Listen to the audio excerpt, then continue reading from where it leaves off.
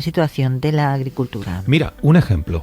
Perlorta denuncia que el Ayuntamiento de Picaña quiere acabar con una parcela de más de 100.000 metros cuadrados de huerta productiva para levantar allí un polígono industrial. El domingo han convocado una marcha por la zona para conocer ese espacio verde que podría desaparecer si el ayuntamiento no cambia de planes. En declaraciones a la SER, Concha Medina, que es portavoz de Perlorta, reconoce que esta actuación tiene informes favorables, pero se realizaron antes de la Dana, y recuerda la importancia que tiene la huerta como zona de laminación.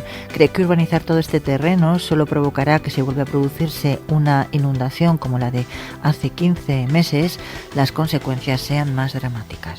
Que està beneïda en legalitats i en informes anteriors a la Dana i que no és possible després de la inundació que hem patit i fins on ha arribat l'aigua que se vulgui continuar això fent desaparèixer terra d'horta que a més ens serveix de terres de laminació per a minvar els efectes d'aquest tipus d'episodis que malauradament potser els tinguem a sovint.